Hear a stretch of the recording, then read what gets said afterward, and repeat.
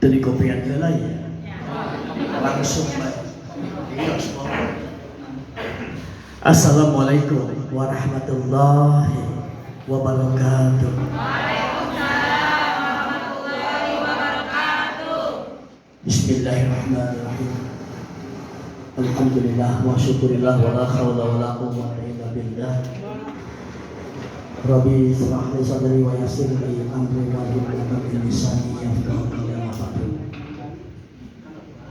Yang saya hormati Ibu Kepala Dinas Ketahanan Pangan atau yang mewakili beliau tanpa terkecuali staf dan jajaran, termasuk Pak Camat dan seluruh staf aparatur pemerintah Kecamatan Banjar dan para kepala desa se-Kecamatan Banjar, baik yang langsung hadir atau yang mendelegasikan warga masyarakatnya, kader-kadernya untuk hadir bersama-sama di aula Kecamatan Banjar ini.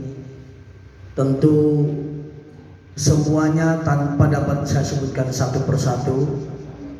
Bapak Ibu sekalian, pemandu atau peserta, saya hormati, saya banggakan, dan semoga kita semuanya selalu disehatkan oleh Allah Subhanahu wa Ta'ala, dipanjangkan umur yang penuh berkah, diberikan rezeki yang banyak dan halal, serta semoga doa dan cita-cita kita semua dikabul oleh Allah Subhanahu wa Ta'ala. Alhamdulillah pada kesempatan ini kita bisa menindaklanjuti acara yang berkaitan dengan bagaimana kita untuk dapat berpartisipasi, berperan aktif dalam mengatasi Pak Camat Habutan. Luar biasa, kemarin orang teman di acara pelepasan pohon Habutan Kapitra serius berpartisipasi dalam melaksanakan program pemerintah Provinsi Banten terkait dengan antisipasi, pencegahan ataupun mungkin pengobatan stunting khususnya. Kemarin kita juga menyampaikan pada pengajian Majelis Ulama Kabupaten Pandeglang, di mana beberapa hari yang lalu, karena memang saya salah satu ketua komisi bidang kesejahteraan umat di Majelis Ulama Kabupaten Pandeglang, Majelis Ulama Kabupaten Pandeglang alhamdulillah sudah menyatakan sikap untuk berperan aktif bersama pemerintah Kabupaten Pandeglang, wabil khusus yang membidangi terkait dengan pertama, ketahanan pangan, pertanian, kesehatan, koperasi dan UMKM, dan lain sebagainya. Tak lain semata-mata untuk mengapresiasi program pemerintah Provinsi Banten yang dalam kesempatan ini di wilayah Kabupaten Pandeglang, di mana sampai hari ini Pandeglang masih menyandang predikat tertinggi dari 8 kabupaten kota dalam persoalan stunting. Tapi alhamdulillah semakin hari semakin menurun ketika pemerintah Provinsi Banten, wabil khusus Dinas Ketahanan Pangan, dan mudah-mudahan dinas-dinas yang lain juga bersama-sama untuk melakukan hal-hal yang seperti ini. Kenapa kita ingatkan, kenapa kita gencar, kenapa kita selalu berkoordinasi dengan dinas-dinas terkait di Provinsi Banten? Karena saya sendiri yang memimpin kunjungan kerja Komisi 2 ke berbagai provinsi, di mana provinsi lain untuk mengatasi persoalan apapun, persoalan ketahanan pangan, persoalan mengatasi stunting dan sebagainya, mereka OPD-nya itu menggunakan sistem keroyokan. Tidak membebankan pada salah satu dinas, akan tetapi semua dinas cek paribasa tema dinas pemadam kebakaran saja ikut serta mengeroyoki, mengatasi ketika di satu tempat ada yang terindikasi rawan pangan. Ya, kejadian luar biasa dan stunting wabil khusus. Maka kalau tidak salah kurang lebih 1 bulan, termasuk punten Pak Camat sebelumnya hadir juga di aula Kecamatan Keroncong dalam persoalan yang sama. Faktor utamanya bagaimana caranya agar kita tidak mempunyai gelar tertinggi dalam persoalan stunting di Kabupaten Pandeglang. Nah, tentu pada kesempatan ini mohon Bapak Ibu sekalian yang menjadi peserta pada acara hari ini untuk betul mencermati, bisa merangkum apa yang harus disampaikan ke tiap-tiap kampung, ke tiap-tiap desa, ke tiap-tiap posyandu, bahkan bila perlu ke tiap-tiap rumah kepala keluarga di masing-masing kampungnya. Karena tak ada satu dokter pun, tak ada satu pendapat pun yang menjelaskan secara real dan yakin apa sebenarnya penyebab stunting. Semua bias. Semua bias. Karena semua bias, hitung-hitung kurang nyareat sebelum takbir tiba, antisipasi yang kita lakukan, kira-kira persoalan stunting ini harus dimulai dari proses pembuatan. Artinya proses pembuatan anak. Iya. Kalau berbicara gizi, Pandeglang punya lautan terpanjang, artinya sumber proteinnya yang sangat luar biasa, mumpuni. Pandeglang punya pegunungan yang hijau, hamparan pertanian yang luar biasa. Tapi kenapa kok kita mendapat predikat stunting tertinggi Pak Camat di 8 kabupaten kota? Dari 8 kabupaten kota itu, Pandeglang stuntingnya tertinggi. Dari 35 kecamatan itu terindikasi kecamatan ini, kecamatan ini, kecamatan ini. Maka insya Allah mungkin minggu depan kita akan rakor Komisi 2 dengan mitra kerja, baik Dinas Ketahanan Pangan, Pertanian, Perikanan, Kelautan, Kehutanan, dan sebagainya. Kita akan mengevaluasi. Karena saya secara pribadi, wujud bahasa orang nanti apa Pak Camat ikhlas terido di Pandeglang diberi gelar stuntingnya tertinggi. Karena apa? Kayaknya kabupaten kota yang terhijau, ramah lingkungan, apalagi kita punya gelar kota santri, kota ulama. Tapi di balik itu kita punya gelar baru, stunting tertinggi di Provinsi Banten. Maka dengan demikian kami pemerintah Provinsi Banten, baik legislatif, eksekutif, dan yudikatif, akan berupaya sesungguhnya untuk mengatasi persoalan ini. Mudah-mudahan gayung bersama. Kami punya program, Bapak Ibu sekalian yang harus bisa menindaklanjuti ke bawah. Itu tadi saya sampai berani menyampaikan di pengajian majelis ulama, kita harus mensosialisasikan bahwa stunting ini salah satunya penyebabnya adalah dari proses pembuatan. Awas Bu, ulang ini kota santri, kota ulama, dalam proses pembuatan punten, pembuatan anak harus betul-betul bergaya Islami. Aneh Pak, kita mendapat stunting yang tertinggi, padahal masalah kita kota santri, kita kota ulama. Berkaitan dengan program penunjang, silakan Pak konsep ke depan, biar pesertanya lebih banyak, anggarannya lebih besar. Saya pimpinan Komisi 2, mohon maaf Pak Camat, tidak pernah mencoret kepentingan-kepentingan yang berkaitan dengan langsung untuk kepentingan rakyat. Tidak pernah Pak. Bahkan saya katakanlah yang berkaitan dengan proses hajat hidup orang banyak, ketahanan pangan, anggaran pertanian, dinas koperasi, dinas perdagangan, itu saya instruksikan untuk tidak dipangkas Pak, untuk tidak dicoret anggarannya kepada eksekutif. Kenapa? Karena di kita ini sudah multi pendapat. Salah satu, masyarakat kita sudah berani memasang spanduk, kawasan tidak boleh masuk rentenir, kawasan tidak boleh masuk bank lah. Tapi hanya bisa melarang, solusinya tidak ada.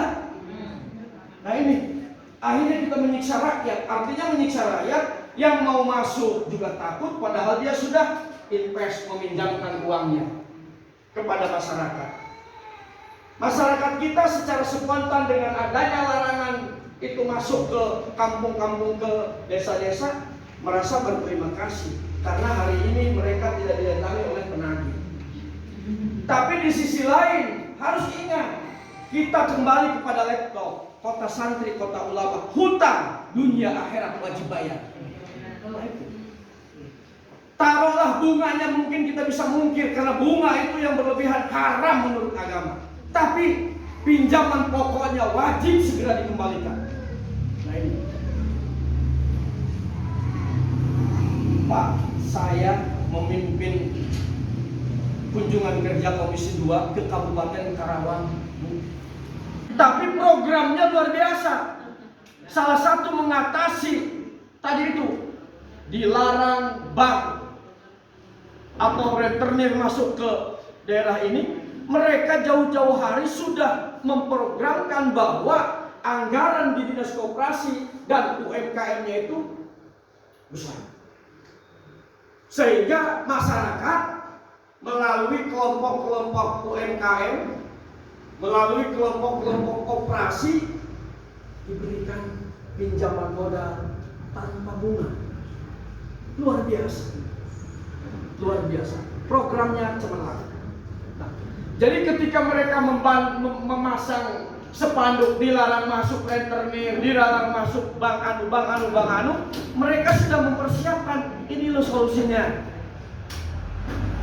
Maka Bapak Ibu sekalian, insya Allah nanti akan saya sampaikan di rakor kepada Dinas Koperasi dan UMKM untuk bisa mempersiapkan, memberikan solusi kepada warga masyarakat yang konon katanya tidak boleh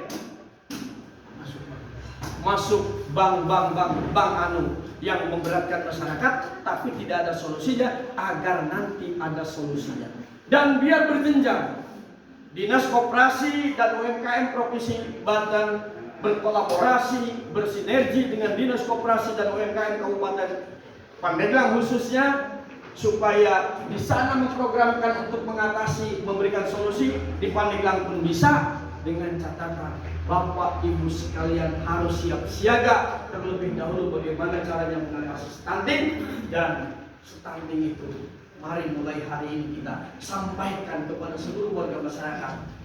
Kita mulai dari proses pembuatan. Bapak Ibu sekalian yang saya banggakan, sekali lagi saya menyampaikan bahwa tingkatkan program Pak, dari mulai jumlah peserta yang hadir dan kegiatan. Jangan sebulan sekali, terlalu jauh Pak. Terus bergiliran. Di Pandeglang ini ada 326 desa dan 13 kelurahan.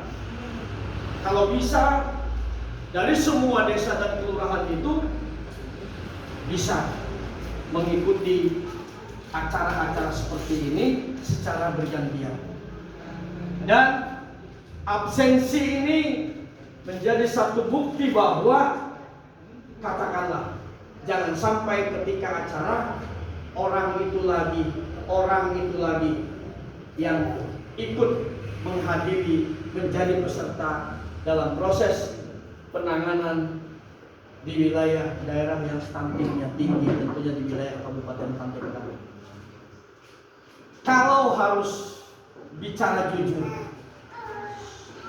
kami legislatif cemburu kepada eksekutif. Kenapa?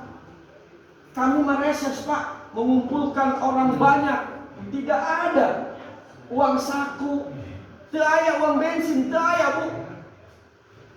Anggota DPR ketika reses masihan artos 10-20 ribu, itu dari keringetnya, dari gajinya. Tidak ada dari slot bahwa seperti hari ini peserta mendapatkan mamin, lalu ada uang transport. Teu aya, Bu.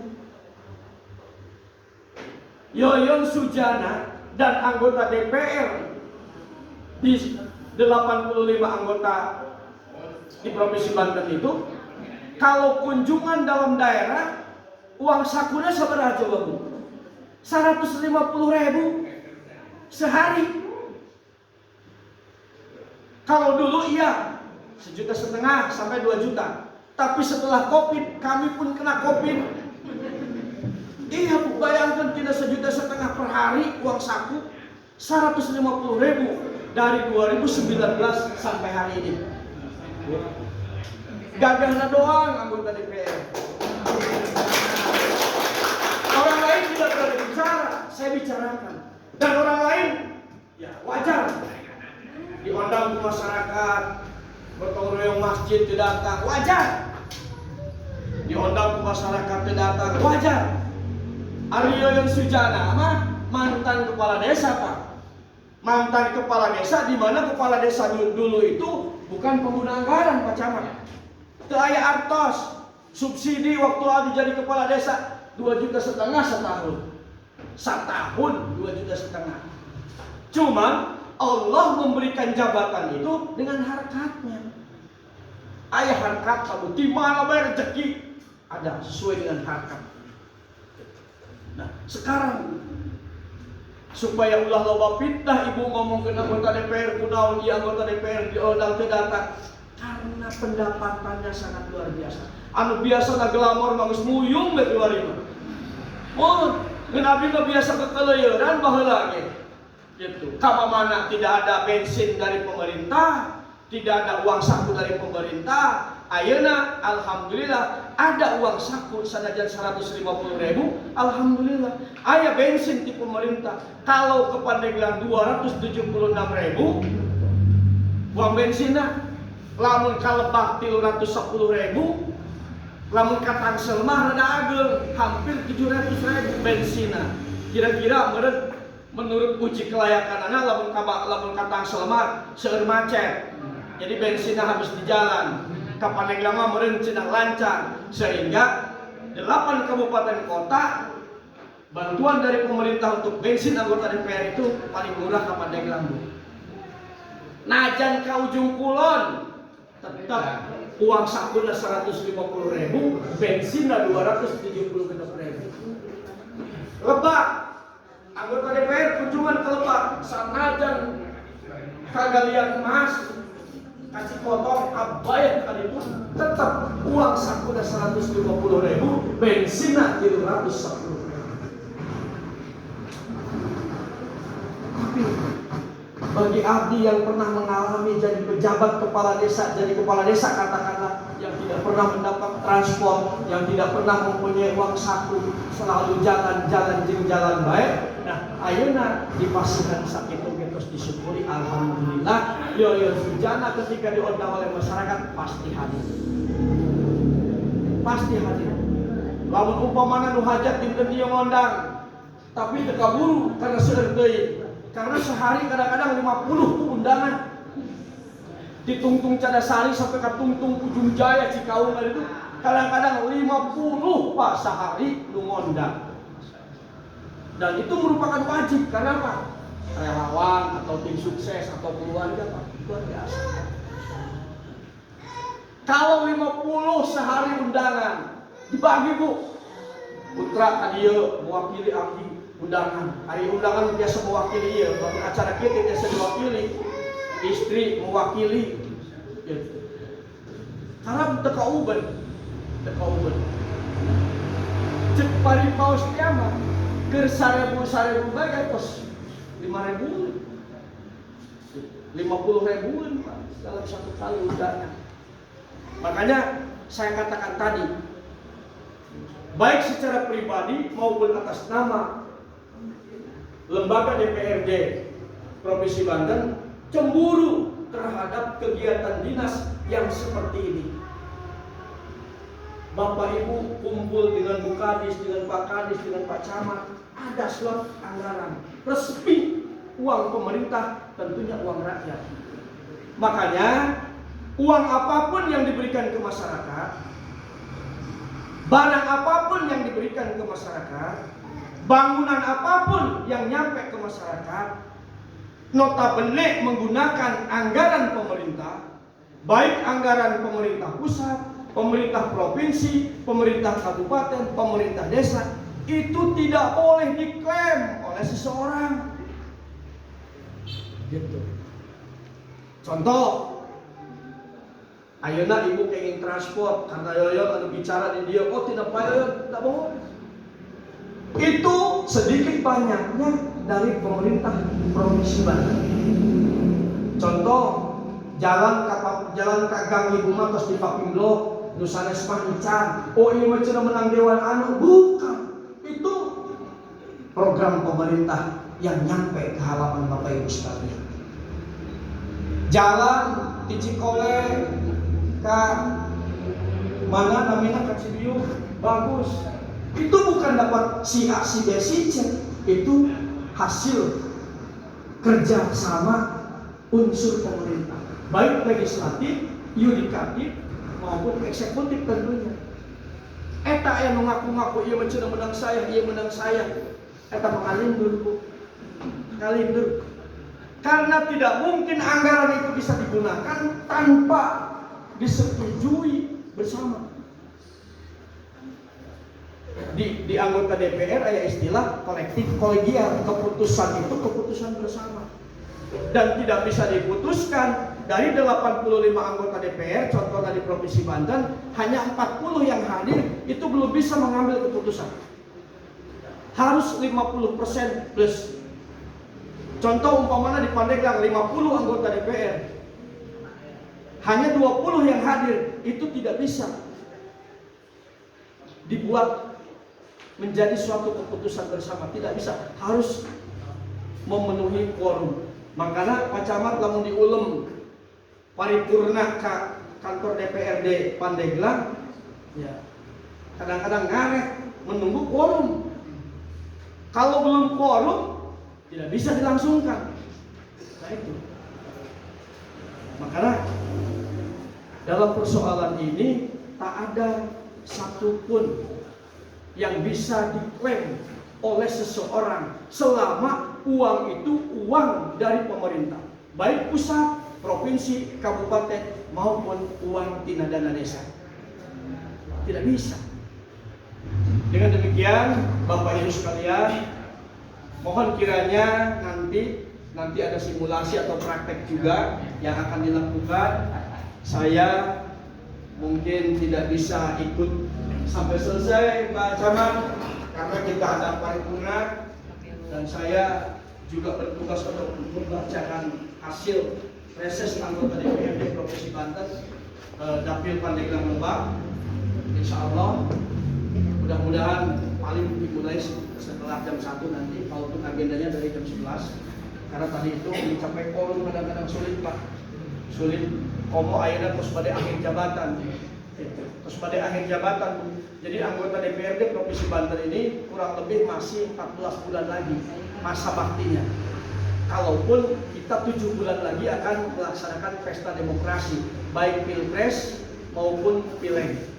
Nah, abdi di provinsi cukup 2 periode Pak Camat. Insya Allah abdi sudah terdaftar di KPU RI sebagai calon anggota DPR RI Dapil Pandeglang Lebak, dan abdi didaftarkan di KPU RI dengan nomor urut 3. Mudah-mudahan tidak berubah dan mudah-mudahan kalimat Mista Maja Utama itulah yang jadi. Amin.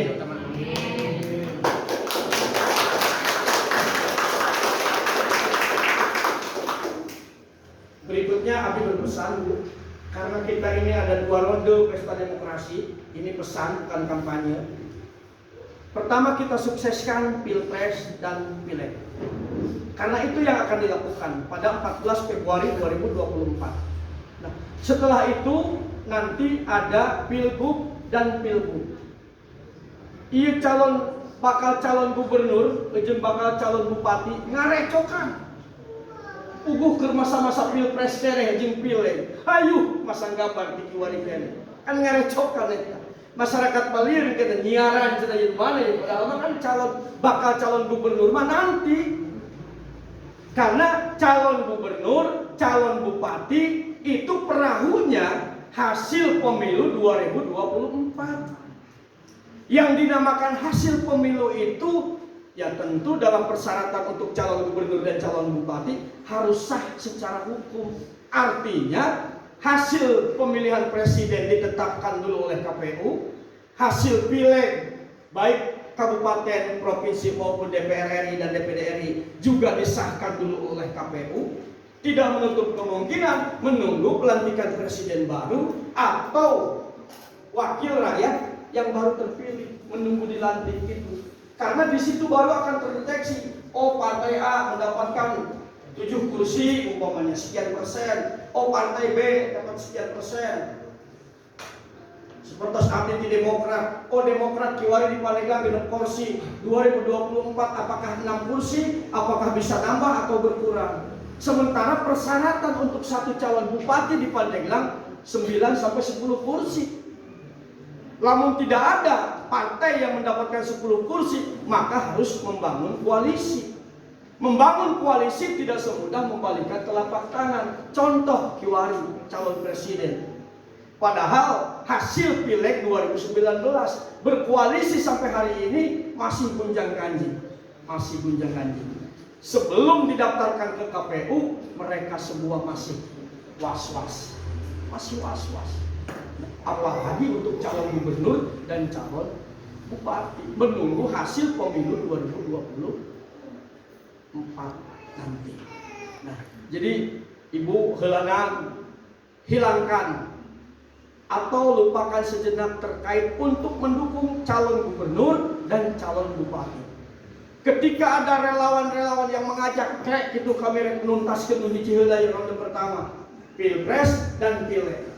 Nah, ayeuna Bu, dina grup-grup semua bicara calon presiden, tidak bicara calon wakil rakyat. Sementara segagah apapun pemimpin, kalau mitra-mitra pemerintah yang lainnya tidak bagus, waduh, ramak di negara. Yang umpama anggota DPR-nya saha bae, asal milih bae, urang mamana los, gitu. Calon anggota DPD, urang mamana los, ibu-ibu milih nu kasep cenahnya, bapak-bapak milih nu geulis cenahnya. Nu kasep boga batur urang mana boa, nu geulis urang batur boga mana boa. Tetangga sampai dilupakan, padahal tetangga mah iirage bakal panggil. Nah itu. Jadi supaya otak kurang ulah naon pabalieu teuing mikiran dukungan calon presiden, calon anggota DPR, ulah waka ditambahan ku calon gubernur jeung calon bupati heuladan. Eta mah ronde kadua. Beres Pilpres, beres Pileg, kakarak kurang melangkah kepada tahapan ronde kedua. Siapa calon gubernur yang layak? Siapa calon bupati yang layak? Saha bae anu daftar? Urang mana bae anu daftar? Di mana asal muasalna? Bapak Ibu sekalian, Pak Camat yang saya hormati dan saya banggakan, sekilas terkait dengan program mengatasi stunting, saya katakan harus kita sosialisasikan bermula dari proses pembuatan. Kedua, saya sampaikan bahwa di situ baru memperhitungkan gizi protein buat anak-anak kita.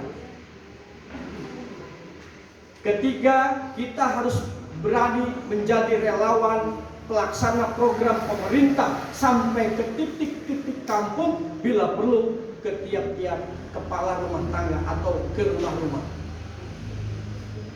Bahwa sampaikan pula kami pemerintah Provinsi Banten, kalaupun gubernur, wakil gubernur, sekda, asda, kepala dinas dan semua jajaran, walaupun 85 anggota DPRD tidak berduyun-duyun datang ke kampung, tapi tak akan nyampe programnya itu apabila tanpa persetujuan dan keputusan bersama. Adapun oknum-oknum yang mengatakan bahwa ini dapat saya, ini dapat saya, ini dapat saya, mudah-mudahan diberikan hidayah oleh Allah Subhanahu wa taala biar menyadari bahwa program pemerintah, uang dari tingkatan manapun lain menang jual kebun manehna, bahkan lain dina gaji-gajina aja. Adapun menyampaikan program ke bawah itu merupakan kewajiban bagi siapapun dan tidak mungkin bisa datang ke tiap-tiap kampung karena memang banyak kampungnya.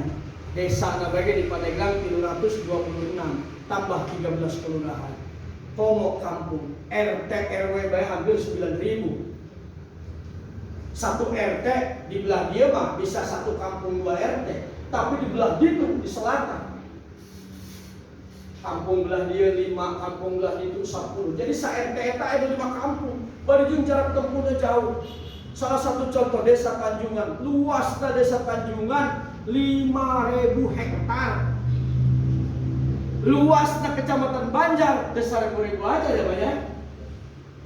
Luas kecamatan Banjar ini luas kecamatan Banjar ini belum tentu nyampe 5.000 belum tentu. Tapi desa Tanjungan satu desa 5.000 hampir 6.000 hektar. Luar biasa. Kampungna di ditu kadang-kadang aya 2 rokok. Belah ditu aya 3. Tapi mereka alhamdulillah antusias ketika memilih, persentase kehadiran ke TPS-nya tinggi. Malah kebalikan, komplek-komplek perumahan-perumahan yang banyak mengabaikan yang lalu. Mudah-mudahan hari ini ke depan semua merasa tanggung jawab, karena kalau tidak memilih bisa-bisa yang kosong itu terisi oleh orang yang tidak bertanggung jawab. Itulah Bapak-Bapak Ibu sekalian, kurang lebihnya mohon maaf. Wallahu muwaffiq ila aqwamit thoriq. Wassalamualaikum warahmatullahi wabarakatuh.